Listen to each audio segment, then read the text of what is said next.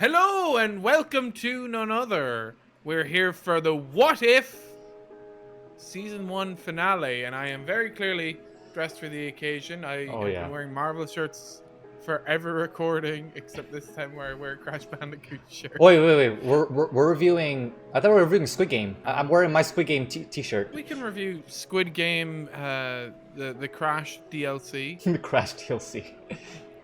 What If Episode 9 finale, Talos. What if the Watcher broke his oath? Well, he kind of already broke his oath in the previous episode, but this one he really broke his oath. Obviously, we will be talking spoilers, so if you haven't watched this season finale by now, watch it. It's actually a nice little wrap up to season 1. There's a few things that I didn't like too much, but we'll get into it. And obviously, if you want to see more from this channel, hit the subscribe button, hit this video a like, and do the commenty do thing. What'd you think about the episode? I thought it was pretty solid for the most part. There were some little bits where I was kind of like, okay. Overall, I thought it was a fitting finale. And it's also actually a like ending as well, like a mid-credit ending as well. But we'll talk about that later. So the episode opens up, and you kind of see it kind of does the whole recap stuff again that episode 1 was doing, but this time it's a Winter Soldier.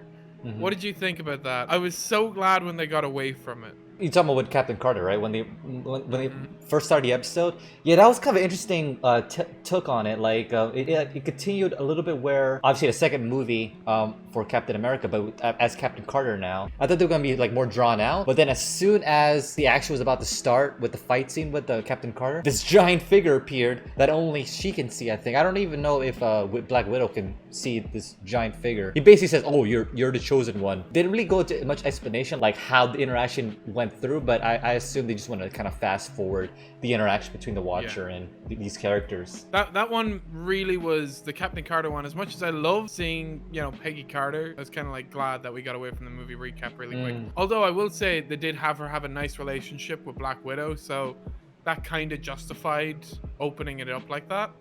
Yeah. So when you go into a different universe, obviously the one Black Widow character who's like the last survivor on Earth at this point, they had the interaction between each other, saying, "Oh, we're like BFFs," as they call it. Yeah, it was She was adorable. able to say who her mother was, who her father was, which was interesting because I mean this dropped the same day that Black Widow dropped on Disney Plus, which explores her whole family background. Yada, Funny yada, yada. coincidence, right? Funny coincidence.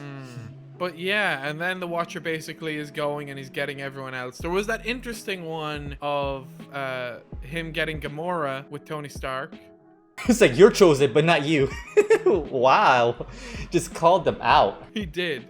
But what's interesting about that is that was a missing episode. That was one that they did advertise that we actually never got to see. I didn't know that. Yeah, so it was going to be Tony Stark ends up on Sakaar. You were going to have Jeff Goldblum back as his character. And yeah, that was a heavily advertised episode. I think Gamora kills Thanos in this universe. I'm not quite sure. I believe so. Because I think I think the Watcher was like the killer of Thanos. I think he mentioned that before he actually took Gamora. Yeah, I think she's called Thanos Killer Gamora. Yeah. I've seen people speculate, a certain big YouTube channel, not gonna call them out, I've seen them speculate that, oh, maybe this episode hints to future things in season 2 because it can't be COVID because it's a cartoon. So why would COVID affect it? I think it was probably just... That's what they've said. They've said as much that it was COVID. I'm going to just take them at their value that it was COVID. I don't think there's like a big secret that's hidden in the episode. Maybe they'll write one in, but I kind of doubt it. Also, apparently a lot of episodes, they were saying the production was really thrown off by COVID, that episodes were meant to be longer. And a lot of them had to get cut down because of it. This episode surprised me. This is actually the longest episode of the season, at around, I think, 30 minutes. I presume, I mean, maybe we can talk about it at the end, about things that could be in season 2.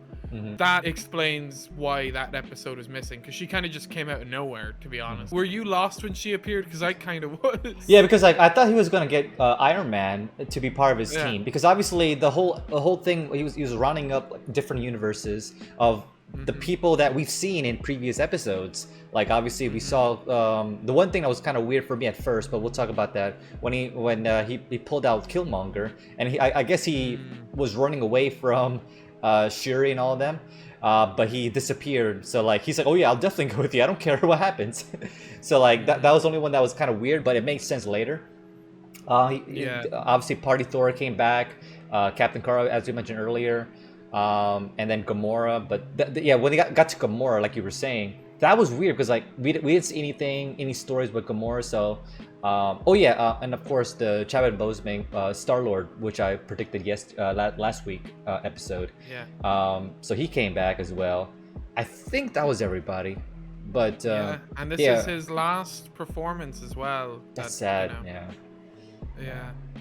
But he did a real good job in this episode. He did a good job through the whole series. Mm-hmm. So it really does suck. But yeah, so he rounds up his whole team. I thought that sequence was great. I mean, I don't like the way that it's kind of gonna throw off the part twos for a lot of these episodes. In this episode, he pulls out the Wanda Maximoff, and we never see him put her back. But yeah, he pulls out the Wanda Maximoff zombie, and that seemed to be like a good smoking gun for that universe. I honestly thought he was gonna pull out zombie Thanos.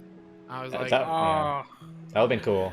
That would've been cool. I was glad that they kept Wanda, because with zombie Thanos, then it ruined zombies too.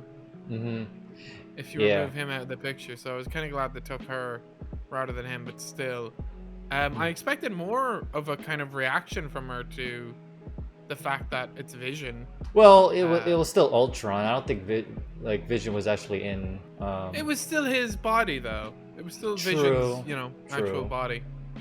Yeah, so maybe the mask. So that would've been interesting. Like, if they would have did a different take on that. Yeah, okay, I see what you mean. One thing I really liked about this, and I'm curious what you thought, is when the heroes got together, there was a lot of them getting to know each other.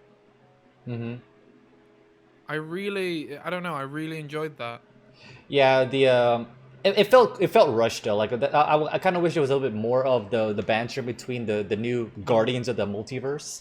I guess they went into a bar essentially, or a pub that resembled. It was one that Strange made, I believe. Yeah, Strange made this, and there's a picture of the skinny version of Steve Rogers in there, resembling whatever year was that Peggy Carter was in. The reason behind that was so that way everyone will feel comfortable. And then they had that one similar joke with Party Thor. Oh, give me a drink. And then it's like an infinite amount of drinks, but it's like inferred that it's going to be an infinite amount of drinks for Party Thor. So I thought that was a nice little throwback there. Then there's the big battle. I thought this was animated brilliantly. I thought the team attacks were done so well. Even like having Thor throw his hammer and then Captain Carter grab it and fling back down with it. Yeah, and there was a nice little moment. Black Widow with her shield, and then Captain Carter throwing the shield back like all across the face and like of Ultron here. I thought that was really cool too. I have seen a lot of complaints online about this fight, that Ultron felt nerfed. Did he feel nerfed to you? A little bit. I didn't think so at all. And I suppose here's why I didn't think so. Okay. Is like they distract him, and as soon as they distract him, they take the Soul Stone, right? Yeah, sticky fingers, as Star-Lord said. And that's a callback to episode 2. I've seen a lot of people be like, "Oh, well, why didn't he go and get a Soul Stone from another universe?" Well, then he doesn't have all 6. If they take one, he doesn't have all 6 Infinity Stones. So how is he supposed to travel the multiverse then? And also, Soul Stone requires a sacrifice, I think. Depending on, I would assume depending on the universe, but if it's the same logic that we know of, then yes, it requires a sacrifice, which of course, at that point, Ultron doesn't have a sacrifice, so... I've seen a lot of people speculating of, well, he could end the universe in a second, but maybe, because he's not human, he doesn't actually have a soul. I'm not sure if the Infinity Stones could be used to their full potential with him. And anytime we've seen someone use it, they've been heavily damaged. Thanos, even with the gauntlet, his arm was, fucked up. Same with Tony Stark, that killed him. I mean, there's a possibility. Like, I guess my theory is maybe he is weakened to some degree. Like, not to the extent of like a human or even a Titan, but he's been doing it for multiple different universes. So eventually, you'll get worn out. Like, I guess for a human or like a Thanos character, for example, they're hurt by that one action. But for him, since he is machine, he's able to absorb much more damage, and that's why he's able to do other universal destruction, I guess. Maybe, So yeah. at this point, when the final battle does happen, he's not really nerfed, but he's just in a more weakened state, I And think. also to like use all 6 stones at once, it requires a bit of concentration, you know? Yeah, that too. Thanos needed to wipe out everyone before he could fully use his. Same with Stark. Like he needed to catch Thanos off guard. And I think the way they attack him, like he's getting constantly attacked by heroes over and over and over again. He doesn't really get a moment to just use all 6 stones. That makes sense. Yeah. But yeah, I thought it was a good fight. I think my biggest issue with it was the whole Killmonger thing. Yeah, like the actual betrayal or the ending of how it was resolved. Because I think for me it was more of the resolve that I didn't really like too much. It was kind of both. Because when he brings Killmonger in and Killmonger betrays them, I was kind of like, yeah, that's what you get for bringing in Killmonger. Yeah, exactly. And I thought, yeah, I was mentioning that earlier in this review. Like, that's the one person I was like, why did they bring Killmonger? Like, he's gonna betray them. But I guess that was the point. And I guess the Watcher sees all, so he kind of knew what was going to happen. But still, it was kind of a bit silly. And then even the fact that it's like, okay, we've trapped both Ultron and Killmonger in this like little pocket universe. Yeah. For Demon Doctor Strange to just look over For the rest of time, apparently. Yeah. But yeah. To me, that felt like such a cop out. I don't know, like the Judy episode, like even Doctor Strange realized this too. It's like, oh, we weren't meant to stop Ultron. We were just meant to, I guess, prolong, or whatever, that pocket universe that you were talking about earlier. It's like that feels such a cop out to me. I don't know, like. It wasn't a very satisfying ending, I think. Yeah, no, I didn't think so either. It was kind of like, well, you took the Soul Stone. Because even like when the Infinity Stone Crusher was meant to drive over him, I was like, what? Yeah. Like, you have one. If you destroy one, he can't go to another universe. Just destroy the one then. Yeah. And then even how like when the USB arrowed Armin Zola into him. Oh yeah. There was kind of like a weird, kind of grazed over this part, but there's a whole big element of like the Black Widow character. Oh, I'm going to use this arrow to like cause a major virus. I don't think she had that much of that grave an aim. I don't know, but it was kind of interesting. So the Captain Carter character was basically was the one to kind of like pull the armor or his head, so that way he can like aim for his eye or at least his face. I don't know what she was aiming for exactly, but it ended up hitting Ultron's eye, and that's how the virus spread. And I guess he took over the body at that point. And then when the body finally fell, that's when Killmonger did his old thing. I guess he took like one of those helmets and he absorbed the armor and created his own armor. That to me, that didn't make too much sense either. I don't know. I think he was using nanotech, similar to how like. Oh, okay. Stark had the nanotech. Okay. I think. Maybe. It really wasn't clear, that part. Yeah. But it was just the two of them like zipping, like slurping in Infinity Stones from one to the other. Yeah. So yeah, it was weird. So that pocket dimension is gonna have those two in like for eternity, I guess. I don't know, with the Infinity Stones like in the middle of both of them, because they're both equally powerful. I guess. I don't know. They're able to like hold it against each other. Yeah. And another thing I did kind of enjoy though was that big last standout where Doctor Strange tries to sacrifice himself, and even like they explain why everyone can survive really early on. I like that, where he's putting enchantments on them. I thought all that was really good, but it was just that whole Killmonger section where I was like, okay. Yeah. So the Watcher brings everyone back to their own universe. Oh yeah. Yeah. And then with Black Widow, he was like, oh, I'm going to take you to a universe without a Black Widow. And I kind of expected him to drop her in our universe. Yeah. I suppose maybe you'd kind of question it. You'd be like, if you didn't watch this and Black Widow shows up in the next movie, you'd be like, hang on, where did she come back? Yeah. And then someone has to be like, oh, it was in the last episode of a cartoon on Disney Plus. But I still think I was kind of like, because she was a cool version of Black Widow too. But no, they drop her in the what if the Avengers died or whatever. And you see Captain America and Marvel fighting off all the Lokis, and then she's dropped there. So more than likely, we'll probably see more of that in season 2, I would imagine. I guess, yeah. And then, like you said, we have the mid-credit scene of Captain Carter finding the Hydra Stomper, and someone's inside, but we don't know who. Yeah, we don't know who. It could be Steve Rogers, but Yeah. I doubt it. I don't know. We'll see. It'd be cool if it was. Was he frozen as well? Maybe? Cause like maybe at some point Hydra got the Hydra Stomper and Winter Soldiered him. Yeah. I mean, that was one theory we had earlier. That's it for What If for now. Because this is the season finale, not only are we going to give the rating for the actual episode 9, but we're also going to give it a rating for the overall season 1. So I guess let's go into those final ratings. Well, Talos, you take it off. First concept. I'm going to kind of wrap it up a little bit quick because we want to talk about the future of the of what we think is going to happen. Yeah, I don't know how we talk concept with this one. This is a weird one to talk about the concept with. Yeah, this is a weird one because it's almost like a continuation of the previous concept, which I gave it a 10 for. So I guess it's like a part 2 extension to that, but I guess the concept itself is good, but it kind of threw me off a little bit, so I might have to kind of drop my original concept from the last episode to a 9 here, only because of a few little things that we talked about earlier. The actual episode itself, so yeah, for the actual rating of the episode, because of the whole pocket dimension thing and the whole thing with Killmonger, that it made sense, but I don't know, like, I just didn't like it that much.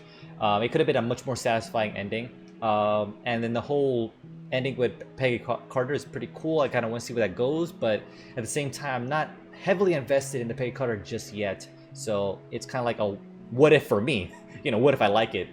So I'm going to give this particular episode a 7 out of 10. So mine is... I'm going to try and do the concept a bit different to you. Okay. I guess for concept, I'll go with the heroes that were chosen. Besides Killmonger, who I guess wasn't really chosen. I guess if you go with the whole thing of the Watcher knew, so the Watcher picked him to betray everyone, so you could have the whole pocket dimension thing. Guess is their explanation for it. I'll give the concept a 10 because I did like the dynamic of heroes, like with Demon Doctor Strange, with Captain Carter. The Party Thor as well had some amazing lines we forgot to mention in the review. Yeah, Party Thor really was great in this episode. Viva Las Vegas! Yes, I was gonna just say it. Even his whole Viva Las Vegas. Yeah, that was pretty cool. So good. And when he screams when the Watcher is grabbing him, so good. The dynamic of all the heroes was really great. So I will give the concept a 10. Now, as for the whole episode, like I said, and the stuff we discussed here of the ending, I'm the same as Talos. It dropped it down for me. So I'm going to give the overall episode an 8. Okay, so higher than mine actually. So what are your thoughts on the season, Talos? Now the thoughts of the season. I like the idea of the seasons, and I kind of wish certain episodes were longer than others. I'll be curious to see what a season 2 will look like, but if it's going to be a continuation from what we've seen here, I'm a little hesitant on it. But so I'm not gonna worry about that yet. But for overall season 1, I'll probably give it a solid 8 out of 10. So for my rating, I don't know. I honestly, I preferred Star Wars Visions over this. I thought Star Wars Visions got way more creative. And I think we mentioned this in the Visions episode breakdown, was with this series, having 2 writers, they're just not getting creative enough and having to tie it all together. I don't know. For me, especially by this point, I was kind of like ready for What If to be over. If it had been 6 episodes, maybe I would have liked it more. True. But even like by this point, I'm kind of like, by this point I was kind of like, okay. Because they just didn't get creative enough, apart from like the zombies episode, which is still the best episode of the season. Yeah, I agree. Yeah. Maybe these last 2 would be second best. I'll give it a 7 out of 10. That's fair. That's your rating, What If. That's what you get. That's what you get. All right, so let's talk briefly on what the future might hold. This episode might be a little bit longer from our regular reviews, just because we're covering a lot. But the future of season 2, are you excited for season 2? Are you gonna watch season 2, like you as a viewer yourself, Chris? If we weren't actually rating it ourselves. I think I would, because that thing in me is, oh well, I have to see everything. but I don't think I'd watch it positively. I think I'd watch it and go, oh, okay. They really have to like keep it interesting first for season 2, and I'm kind of same boat as you. Like season 1 started kind of strong for like the first 5 episodes or so, but then after that it kind of like trailed off a little bit for us, and then it kind of slightly picked up with episode 7 and then 8, and this one really picked up, and then 9 kind of dropped the ball. So like it was a weird roller coaster ride for sure. Yeah, definitely. Like I enjoyed 1 and 2. Then I think 3 was the one where the Avengers died. That was like it goes down. 4 was Doctor Strange. I didn't still really enjoy that. 5 is good. Then I enjoyed Party Thor, but that was like, oh, I just kind of enjoy it. Like that was very mediocre. And then there was these 2 which were good. So it's not like it's like half of the season is good and 1 episode is mediocre. It's like, yeah, hopefully they get more creative with the future. So obviously we said that episode of Tony Stark going to Sakaar has been moved to season 2. Yep. Some other things. They said there was a lot that was scrapped. I know there was a banned Spider-Man episode because they thought it was too body horror, where it was going to be he gets bitten but instead turns into an actual spider, which would have been class. I wish that I still like that's the thing as well, is maybe it's not their fault, maybe some of the creativity is stifled, because that sounds amazing. Yeah. Or maybe they were limited too, like oh, we don't want to go that direction, we want to go this direction. Maybe they were like limited in that respect because they want to somehow link the What If series somewhat canon to the overall MCU, so maybe they were limited by that respect. Maybe season 2 could feature the other Watchers that we saw in the Guardians of the Galaxy. Be interesting. Maybe season 2, the ramifications of that is the fact that the Watcher has broken his oath. Yeah, so that'll be interesting. And they said season 2 will focus a lot more on the movie coming out now, more so than the movies of the first 3 phases. So like we could have a Shang-Chi episode. There's a lot of possibilities to kind of keep our interest, but at the current moment, we're not super hyped for it. Maybe we'll see a trailer and it'll re-hype us, I guess. As of right now, maybe. Maybe. What if we watch season 2? Right? What if we watch season 2? What if?